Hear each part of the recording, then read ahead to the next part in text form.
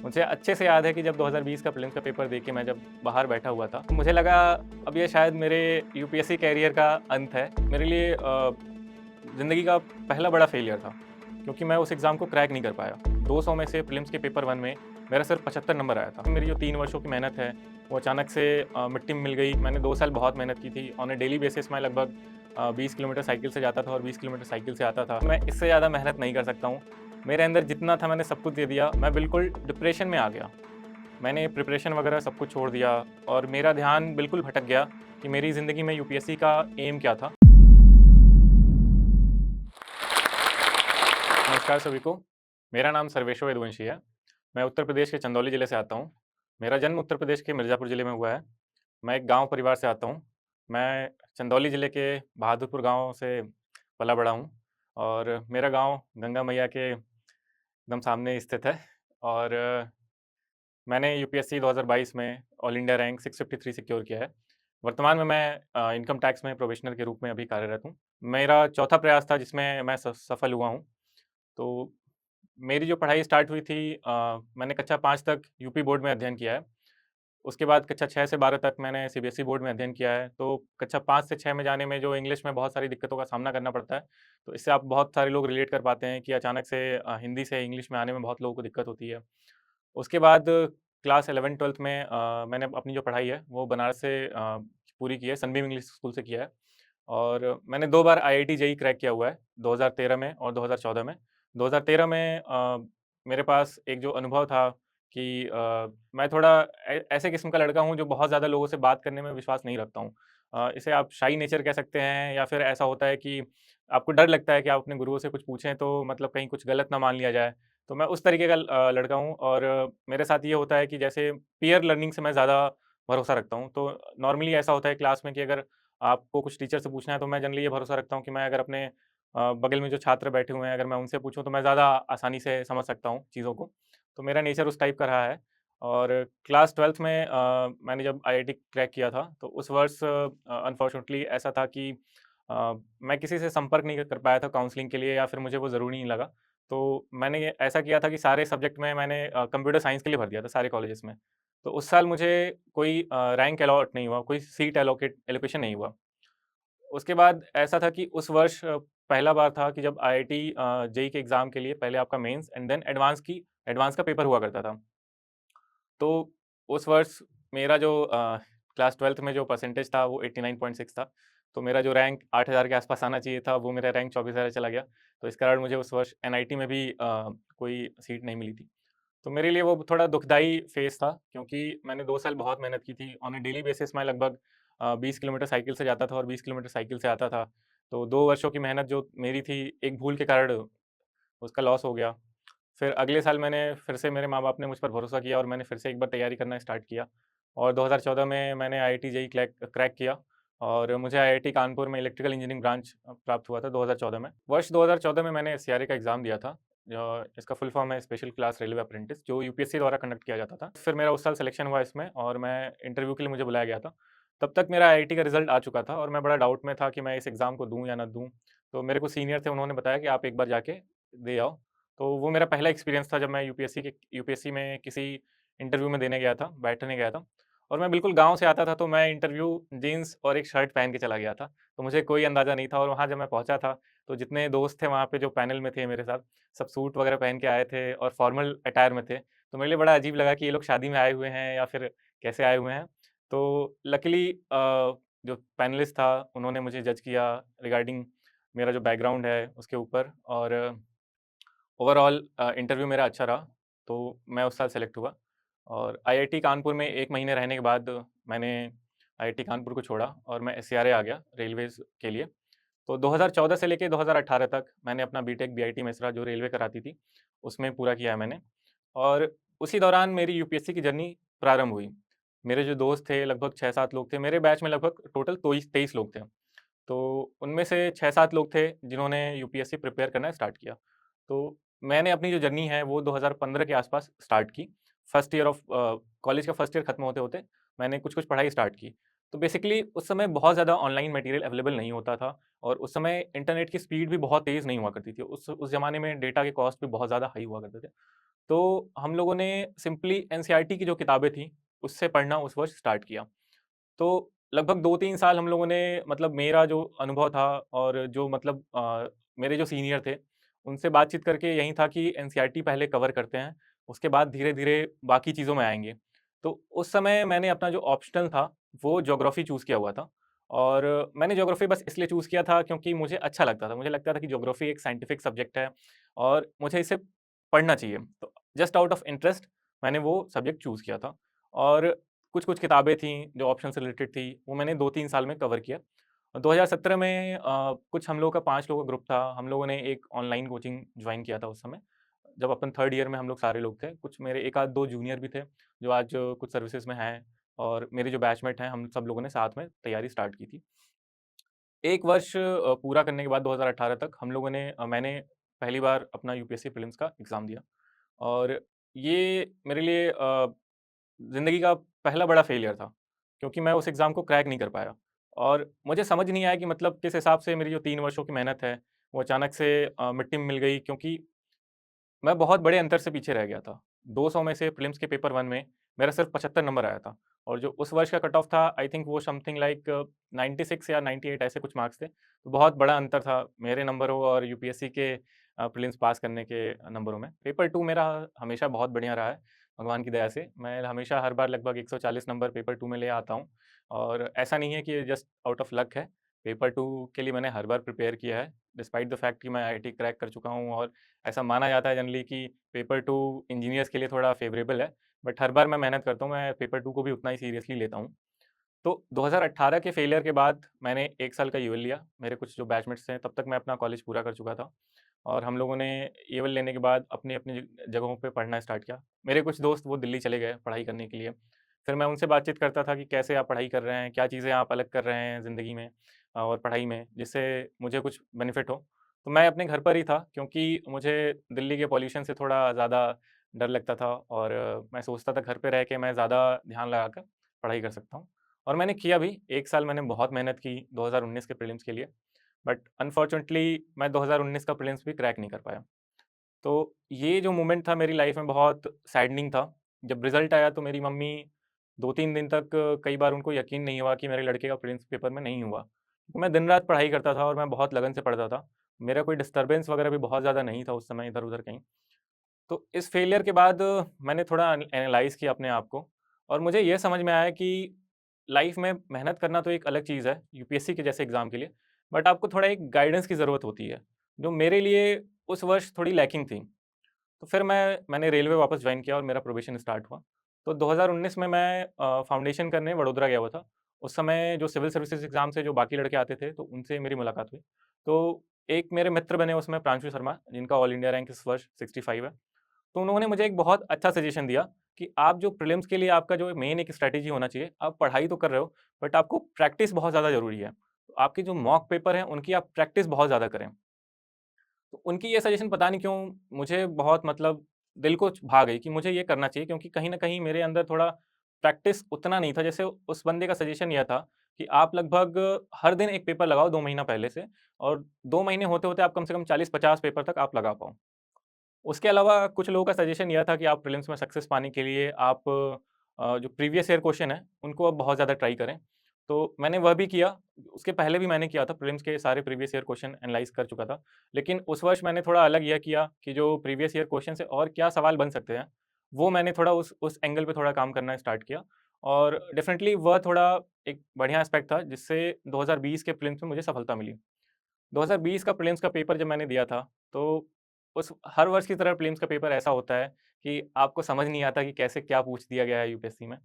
मुझे अच्छे से याद है कि जब 2020 का प्रीलिम्स का पेपर दे के मैं जब बाहर बैठा हुआ था एग्ज़ामिनेशन हॉल के, तो मुझे लगा अब ये शायद मेरे यूपीएससी करियर का अंत है, क्योंकि मुझे समझ नहीं आ रहा था कि मैं इससे ज़्यादा मेहनत नहीं कर सकता हूँ। मेरे अंदर जितना था मैंने सब कुछ दे दिया और फिर भी मुझे उस समय बाहर बैठ के लगा था कि मैं इस एग्ज़ाम में असफल हो गया हूँ। जिस हिसाब से कुछ लोगों से बात हुई मेरी उस समय, अक्टूबर का महीना था, कुछ लोगों से बात हुई तो कुछ सवाल जो थे वो मैंने गलत किए हुए थे उस समय, जो कुछ लोगों से बात करके लग रहा था। तो एक आपका होता है कि नेगेटिविटी आ जाती है अंदर। तो बाहर बैठ के मुझे लगा कि मैंने इतनी मेहनत की, इतने सारे सवाल किए, हर एक चीज़ जो मुझे लोगों ने बताया था मैंने सब कुछ ट्राई कर लिया। अब अगर इस बार भी अगर मैं प्रीलिम्स में फ़ेल हो जाता हूँ, तो मेरे अंदर वो ऊर्जा नहीं बची हुई है कि मैं दोबारा इस पेपर को दे सकूँ। बट भगवान का शुक्र है कि उस साल मेरा प्रीलिम्स क्लियर हो गया और मुझे मेंस देने का मौका मिला।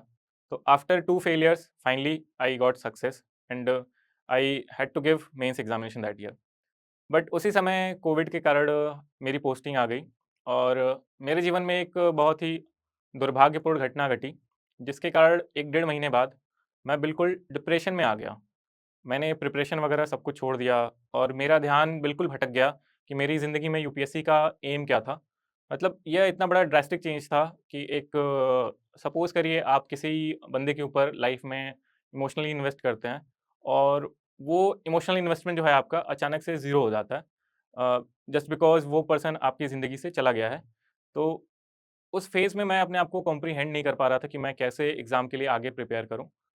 फिर भी फाइनली जनवरी 2021 में जाके मैंने जैसे-तैसे सारे पेपर लिखे वहाँ पर और मेरा यह अनुमान था कि अगर मेरे 450 से ज़्यादा नंबर अगर आते हैं इस पूरे पेपर में, तो मैं मानूँगा कि मैंने बहुत बढ़िया किया क्योंकि डेढ़ महीने से मैंने कुछ पढ़ाई नहीं की थी। उसके पहले मैं बहुत अच्छे तरीके से प्रिपेयर कर रहा था उस समय और उस समय ऐसा फ़ेज़ था मेरी लाइफ़ में कि मैं बिल्कुल पोस्टिंग थी, मेरे दोस्त भी साथ में नहीं थे।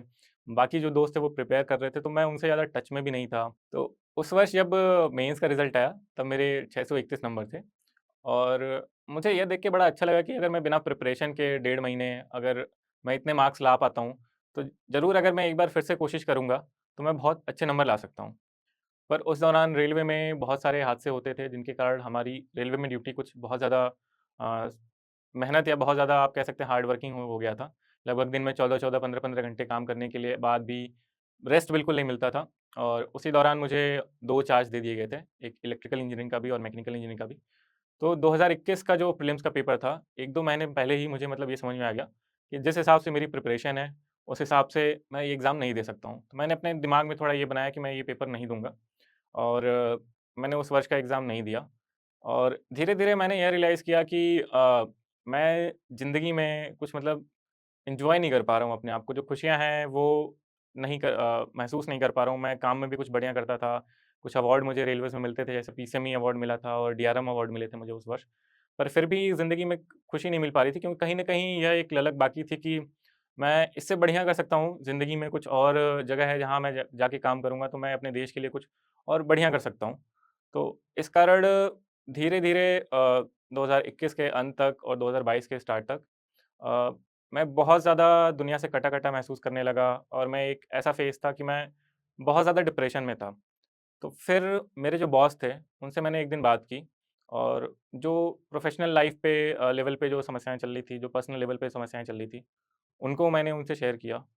तो उन्होंने बताया कि आप एक डिप्रेशन से गुज़र रहे हो, जो पहले आदमी थे जिनसे मैं खुल के बात किया after certain period of time और फिर मैं थोड़ा मेडिकेशन में गया और उन्होंने बोला कि आप छुट्टी ले लो कुछ दिनों के लिए। तो मैंने फिर 6 महीने की छुट्टी ली और फिर मैं 2022 का प्रीलिम्स और एग्ज़ाम देने के लिए बेसिकली आ गया। स्टार्ट के 2 महीने फेस जो थे मेरे पास 2 महीने बाकी थे बस प्रीलिम्स के लिए और मैंने लगभग डेढ़ साल से पढ़ाई छोड़ी हुई थी, कुछ भी नहीं पढ़ा था। मैंने अपना ऑप्शनल सब्जेक्ट भी पहले मेरा ज्योग्राफ़ी हुआ करता था, वो चेंज करके मैं इधर सोशियोलॉजी पे आया था और मैंने अभी सोशियोलॉजी का कुछ भी प्रिपेयर नहीं किया हुआ था। पर मैं इन सब चीज़ों के लिए कुछ भी नहीं सोच रहा था, मेरा पहला लक्ष्य यही था कि मैं प्रीलिम्स क्लियर करूँ किसी तरह से। क्योंकि प्रीलिम्स क्लियर करना एक सबसे बड़ा स्टेज है। क्योंकि अगर आप प्रीलिम्स ही नहीं क्लियर कर पाओगे तो आप मैदान में जो यूपीएससी की जर्नी है उसमें आप उतर ही नहीं पाओगे। क्योंकि जो कई ऐसे लड़के होते हैं, कई बहुत अच्छे लड़के होते हैं जिनका रैंक निकल जाता है पर अगले बार वो प्रीलिम्स क्लियर नहीं कर पाते हैं। इस वर्ष ही अगर आप देखेंगे तो कई लड़के थे जिनका 2022 के मेरिट लिस्ट में नाम आया, पर इस साल प्रीलिम्स नहीं क्लियर कर पाए। तो इससे मतलब एक सबसे बड़ी सीख ये है मेरे मतलब 4 बार के अटेम्प्ट से कि आप प्रीलिम्स को कभी लाइटली नहीं ले सकते हैं। मेरे टोटल 4 अटेम्प्ट में 2 बार ऐसा हुआ है कि मैं प्रीलिम्स क्लियर नहीं कर पाया हूँ और जो लड़के प्रीलिम्स क्लियर कर लेते हैं, उनके पास हमेशा यह मौका रहता है कि वो मेरिट लिस्ट में अपना नाम ला सकते हैं। भले इर्रेस्पेक्टिव ऑफ द फैक्ट कि उनकी मेंस की तैयारी कैसी रही है पहले, कितना बढ़िया रहा, कितना खराब प्रिपरेशन उनका रहा है। ये आप मेरे एग्ज़ाम्पल से आप ये देख सकते हैं। किसी तरीके से मैंने प्रीलिम्स क्लियर किया, फिर से प्रीलिम्स का एग्ज़ाम देने के बाद मुझे ऐसा लगा कि नहीं हो पाएगा, क्योंकि 2022 का पेपर 2023 की तरह ही बहुत ज़्यादा टफ़ था। बाहर निकल के फिर से वही सारे थॉट्स आते थे फेलियर के, कि नहीं होगा। बट लकीली जब रिज़ल्ट आया प्रीलिम्स का तो मेरा एग्ज़ाम क्लियर हुआ था। उसके बाद फिर मैंने स्ट्रैटेजी बनाई कि मुझे कैसे अब ये मेंस का पेपर निकालना है। तो मैंने स्टार्ट किया सोशियोलॉजी से। पहले डेढ़ महीने में मैंने कुछ ऑनलाइन प्लेटफ़ॉर्म पे वीडियो लेक्चर्स अवेलेबल थे टेलीग्राम से, तो उसको मैंने देखा और डेढ़ महीने में पूरा सोशियोलॉजी का सिलेबस कवर किया। उसके बाद मैंने टेस्ट सीरीज़ जॉइन की एक कोचिंग से, लगभग 12 टेस्ट मैंने दिए सोशियोलॉजी के। और उस दौरान मैंने एक बहुत बेसिक चीज़ की थी कि मार्केट में जैसे बहुत सारे मटेरियल अवेलेबल हैं पढ़ने के लिए आपके पास, बट आपको बहुत सेलेक्टिव होना पड़ता है कि आप किन चीज़ों को पढ़ें। तो मैंने बस एक एसेंशियल सोशियोलॉजी की किताब थी, वो मैंने पढ़ा और जो नोट्स मैंने लेक्चर देखे थे उससे बस नोट्स बनाए थे। और मैंने उन्हीं नोट्स पे बार-बार जो डेली लाइफ़ थे अपने, जो न्यूज़पेपर पढ़ रहे हैं, उनसे कितने एग्ज़ाम्पल हो सकते हैं, वो एग्ज़ाम्पल मैंने बहुत सारे सेट किए कि ये एग्ज़ाम्पल मैं यहाँ लिख सकता हूँ, वहाँ लिख सकता हूँ। और हर बार मैं पेपर देने जाता था, जो भी मॉक टेस्ट देने जाते थे, कुछ सवाल होते थे जो मुझे नहीं आते थे। तो हर बार मेरा मतलब इतना शॉर्ट था चीज़ें कि हर बार मुझे कुछ न कुछ नया पता चलता था और मैं उसे अपने कॉपी में ऐड करता जाता था। ऐसा नहीं था कि मैं मतलब नई चीज़ें सीखने के लिए बिल्कुल अवर्स हो गया था, क्योंकि सोशियोलॉजी का सब्जेक्ट ही मेरे लिए पूरा नया था। तो इस तरीके से करके मैं मेंस देने के पहले कम से कम 4 बार अपना जो सोशियोलॉजी का पेपर है, वो मैं रिवाइज़ कर चुका था। और फिर मैंने जाके मेंस दिया तो इवेंचुअली मेरे सोशियोलॉजी में दोनों पेपर में बराबर नंबर आए, 129, 129, टोटल 258 स्कोर आया मेरा। इसके अलावा सोशियोलॉजी पढ़ते-पढ़ते मैंने कुछ-कुछ एग्ज़ाम्पल थे जो एथिक्स में यूज़ हो सकते हैं, वो मैंने बहुत अच्छे से प्रिपेयर कर लिए थे। और इसके अलावा इन्हीं चीज़ों के अलावा जो जीएस 1, जीएस 2, इसमें मुझे एक बहुत ज़्यादा दिक्कत आती थी कि जीएस 2 के मेरे जो पेपर मैंने कुछ कोचिंग में लिखना स्टार्ट किया, तो 60 नंबर आते थे इनिशियली। तो मुझे समझ नहीं आता था कि मैंने बहुत कुछ अच्छे से लिखा है, इतना मटेरियल मैंने प्रिपेयर किया है, फिर मेरे नंबर इतने कम क्यों आ रहे हैं? तो उस समय एक मेरे एक बहुत अच्छे भैया हैं और मेंटर हैं, धीरज यादव, जो भी आईपीएस 2021 बैच के हैं। तो उन्होंने बताया कि मेरे कंटेंट में थोड़ी डाइवर्सिटी की कमी है। जैसे सपोज़ करिए आपके पास कोई भी सवाल है, तो मैं कुछ 2 ही एंगल से सोच रहा हूँ, बट आपके पास बहुत सारे एंगल हैं किसी क्वेश्चन को सॉल्व करने के लिए सोचने के लिए। जैसे सपोज़ करिए आपने बस इकोनॉमी पॉइंट ऑफ व्यू से किसी सवाल को हल करने की कोशिश की, लेकिन उसमें आप बाकी एंगल भी लगा सकते हैं। क्या पॉलिटिकल एंगल हो सकता है? क्या इकोलॉजिकल एंगल हो सकता है? इसके अलावा आपका सोशल एंगल क्या हो सकता है उस सब्जेक्ट में? फैमिली कैसे अफ़ेक्ट हो सकती है किसी एक इश्यू से?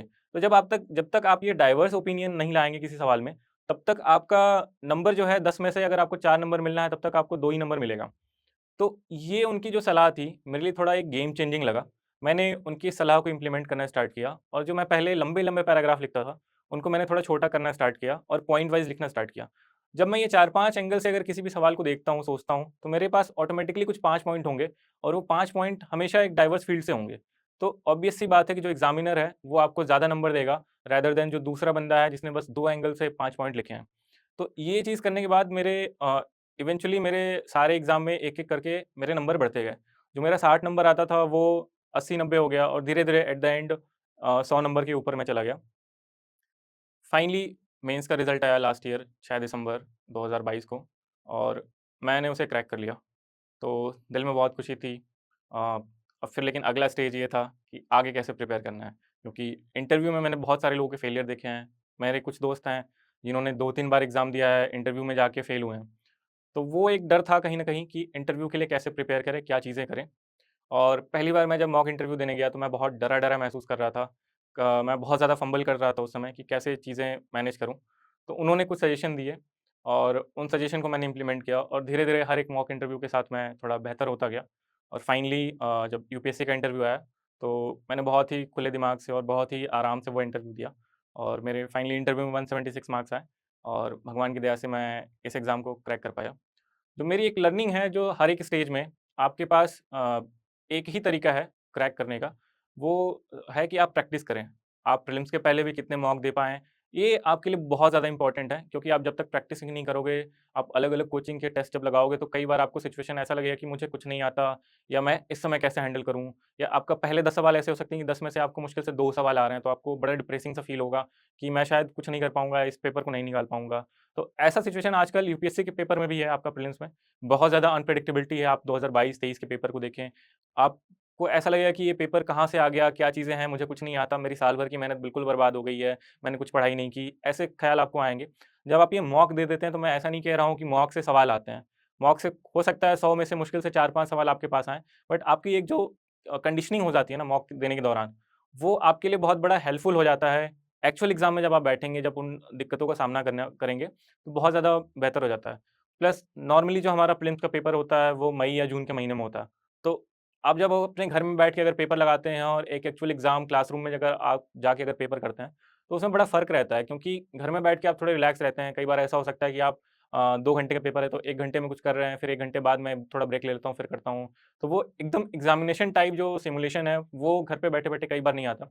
कुछ लोगों का होता है कि वो घर पे बैठे-बैठे एग्ज़ाम टाइप सिमुलेट कर पाते हैं, बट इन जनरल कुछ लोग होते हैं जो नहीं कर पाते हैं। तो उनके लिए मेरा सजेशन ये रहेगा कि आप एक बार बाहर जाके क्लासरूम में बैठ के आप एग्ज़ाम दें, तो उससे बहुत फ़र्क पड़ता है। प्रीलिम्स के बाद जैसे अब मेंस का पेपर आता है हमारा, तो मेंस में भी आपको सेम प्रीलिम्स वाली स्ट्रैटेजी लगानी है कि मैं जितने ज़्यादा पेपर सॉल्व कर पाऊँ, वो मेरे लिए बहुत बेहतर होगा। क्योंकि इवेंचुअली आपके पास ज्ञान कितना भी हो, आपको 3 घंटे के अंदर वो पूरा करना है। वहाँ पे आपको पेपर कंप्लीट करना है और हर 10 नंबर सवाल के लिए आपके पास 7 मिनट का टाइम है और 15 नंबर सवाल के लिए आपके पास 10 मिनट का टाइम है। ये टाइमलाइन आप अगर एक्सीड करेंगे तो आप टाइम पे अपना पेपर पूरा नहीं कर पाएँगे और इवेंचुअली अगर आप कोई क्वेश्चन छोड़ते हैं तो आपका जो लॉस है, वो ठीक-ठाक हो जाता है इतने बड़े कॉम्पिटिशन में। क्योंकि 1 या 2 नंबर से भी अगर आप पीछे होते हैं, तो ये डिसाइड कर सकता है कि आपको सिलेक्शन के बाद कौन-सी सर्विस मिलने वाली है। बहुत मैटर करता है। सेम चीज़ मैंने जो इंटरव्यू के लिए भी फ़ॉलो किया था कि आप जितने ज़्यादा मॉक देते जाएँ, जितनी अनप्रेडिक्टेबिलिटी आप फेस करेंगे लाइफ़ में, उतना ज़्यादा आप निखर के आएँगे एक्चुअल इंटरव्यू के दौरान। आपके अंदर क्या कमियाँ हैं, वो मॉक देते-देते आपको पता चल पाएगा। जो टॉप लीडरशिप हमारी गवर्नमेंट की है आज, वो हमें ऐसा चाहती है कि हम लोग चीज़ों को बस पुराने तरीके से ना करें, उनमें कमियाँ निकालें और उन कमियों को हम दूर करें। ये आने वाले समय में जब आपका सिलेक्शन हो जाता है, तो वहाँ भी आपको जॉब में यही करना है कि आप जो एक्सिस्टिंग सिस्टम है, उसको कैसे आप इम्प्रूव करें और जो देश के लोगों की भलाई आप कैसे कर सकते हैं, ये बहुत बड़ी चीज़ मैटर करने वाली है। फाइनली मैं एक कंक्लूडिंग लाइन पे ये कहना चाहूँगा कि म अभी जो वर्तमान में यूपीएससी का एवरेज ऐज है, जो इस वर्ष लोग आए थे, वो 27 साल है। मेरी उम्र 27 साल है। नंबर ऑफ अटेम्प्ट्स जो हैं, वो 4 हैं। तो यह ज़रूरी नहीं कि आपको 4 अटेम्प्ट देने ज़रूरी हैं, तभी आपका सिलेक्शन होगा मिनिमम। आप पंचवर्षीय कोर्स पे नहीं आए हैं। ये जो फ़ेज़ है यूपीएससी प्रिपेयर करने का, ये एक मैराथन फ़ेज़ है। अब ऐसा नहीं है कि मैं 2 दिन या 2 महीने बहुत अच्छे प्रिपेयर करूँगा, बहुत दिन में 12-13 घंटे पढ़ रहा हूँ मैं और अचानक से फिर मैं 2-3 महीने कुछ नहीं करता हूँ। तो लॉन्ग टर्म में आपको स्ट्रैटेजी आपकी ऐसी होनी चाहिए, जो आप लॉन्ग टर्म में अपने आप को सस्टेन कर पाएँ। आपकी पर्सनल लाइफ़ भी है, कई लोग रिलेशनशिप में भी रहते हैं, तो उनको मैनेज करते हुए चलना पड़ेगा आपको। आपको हमेशा अपने लक्ष्य पे फ़ोकस करना पड़ेगा और सबसे बड़ी बात, आप जो कर रहे हो, उसमें भरोसा रखना पड़ेगा। क्योंकि ऐसा होता है कि जब हम प्रिपेयर करते रहते हैं तो कई एग्ज़ाम देते हैं, बीच में मॉक दे रहे हैं, कुछ दे रहे हैं, नंबर अच्छे नहीं आ रहे हैं, नंबर बढ़िया आ रहे हैं, तो बढ़िया आने पे भी ऐसा नहीं कि हमें बहुत अ, अपने लक्ष्य से भटक जाना है कि मैं बहुत बढ़िया कर रहा हूँ, मेरा सिलेक्शन हो ही जाएगा, ऐसा बिल्कुल नहीं है। ऐसा भी हो सकता है कि आपके मॉक टेस्ट में बहुत बढ़िया नंबर आ रहे हों, पर एक्चुअल एग्ज़ाम में आप परफ़ॉर्म ना कर पाएँ या आपकी एक्सपेक्टेशन के हिसाब से नंबर नहीं आते हैं, ये भी हो सकता है। थ्रू आउट द जर्नी मेरा यही कहना है कि आपके पास आप जो गलतियाँ कर रहे हैं या आपको हमेशा ये देखना पड़ेगा कि मैं कैसे बेहतर कर सकता हूँ, क्योंकि यह एक कॉम्पिटिशन है, कोई एक ऐसा एग्ज़ाम नहीं है कि मुझे बस आपका ग्रेजुएशन का एग्ज़ाम नहीं है, मुझे इतने परसेंटेज लाने हैं, मुझे बस इतने परसेंटेज आके मैं पास हो जाऊँगा। ऐसा बिल्कुल हुआ कि आप उस साल बहुत बेहतर कर रहे हैं और फिर भी आपका रैंक लिस्ट में नाम ना आए। ऐसा कई लोगों के साथ मैंने होते हुए देखा है, क्योंकि उस साल जो बाकी बच्चे थे, उन्होंने आपसे बहुत बेहतर किया। आई होप जो मेरी बातें हैं, वो आप सभी को अच्छी लगी होंगी और आप सभी ने इससे कुछ न कुछ अपने जीवन में सीख लिया होगा और मैं आप सभी को इस वर्ष के मेंस के एग्ज़ाम के लिए आने वाले रिज़ल्ट के लिए बेस्ट विशेज़ देना चाहता हूँ और जो लोग नेक्स्ट ईयर प्रिपेयर कर रहे हैं यूपीएससी प्रीलिम्स, उनको भी मैं अपनी बेस्ट विशेज़ देना चाहता हूँ। Thank you. Hello aspirants. हम में से बहुतों का सपना है आईएएस ऑफिसर बनना, लेकिन ये जर्नी बहुत महंगी है और इसीलिए बहुत एस्पिरेंट्स ने जोश टॉक्स से रिक्वेस्ट किया कि क्या जोश टॉक्स एस्पिरेंट्स को हेल्प कर सकते हैं फाइनेंशियली उनकी इस जर्नी में। तो इसलिए जोश टॉक्स ने कांटेक्ट किया इंग्लिश मीडियम के लिए केएसजी आईएएस के खान सर को और हिंदी मीडियम के लिए संस्कृति आईएएस को। शायद खान सर और केएसजी आईएएस की इंट्रोडक्शन ही देने की जरूरत नहीं है। देश के सबसे जाने माने और रिस्पेक्टेड इंस्टीट्यूट्स में से है केएसजी। सृष्टि जैन देशमुख, शायद आपने नाम सुना हो, सर की ही स्टूडेंट रही हैं जिन्होंने 2018 में AIR 5 हासिल की। वहीं संस्कृति आईएएस के भी बहुत स्टूडेंट्स ने यूपीएससी में टॉप रैंक्स प्राप्त की हैं। कुछ ही समय में उनके भी बहुत स्टूडेंट्स की टॉक्स रिलीज होने वाली हैं। तो जोश टॉक्स ने केएसजी आईएएस और संस्कृति आईएएस से बात की और उन्हें रिक्वेस्ट किया कि क्या वो जोश की फैमिली के लिए एक बहुत बड़ी स्कॉलरशिप दे सकते हैं। मुझे बहुत खुशी है हम सबके साथ ये बात शेयर करने की कि दोनों ही इंस्टीट्यूट्स मान गए। वो जोश की फैमिली के लिए अपने फाउंडेशन कोर्स पे स्कॉलरशिप प्रोवाइड करेंगे। यानी कि वो क्वालिटी की एजुकेशन जिसकी फीस लाखों में जाती थी, अब हम अफोर्ड कर पाएंगे। ये हेल्प वैल्यूएबल है सबसे ज़्यादा हम नए एस्पिरेंट्स के लिए, जिन्हें फाउंडेशन कोर्स करना तो है लेकिन लाखों की फीस हम अफोर्ड नहीं कर सकते। जोश फैमिली की ये स्कॉलरशिप पाने के लिए हम नीचे दिए गए गूगल फॉर्म को फिल कर सकते हैं। जब आपको कॉल आए तो प्लीज़ ये मेंशन करना मत भूलना कि आप जोश फैमिली के पार्ट हैं, ताकि आपको ये स्कॉलरशिप मिल पाए। जोश टॉक्स को बहुत गर्व है कि अब एस्पिरेंट्स को जोश सिर्फ कहानियों से नहीं बल्कि असलियत में फाइनेंशियली सपोर्ट कर पा रहा है। जोश टॉक्स का सपना कभी भी सिर्फ टॉक्स बनाना नहीं था। जोश का मानना है कि हम सब में एक काबिलियत है अपनी जिंदगी में कुछ बड़ा हासिल करने की, मगर जिंदगी की कुछ परिस्थितियां हमें अपने अंदर के टैलेंट को बाहर नहीं निकालने देती।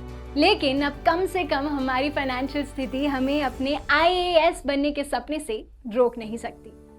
जोश टॉक से एक बड़े भाई या बहन की तरह हर वक्त हम सबको जिंदगी में आगे लेके जाने के प्रयास में लगा रहेगा।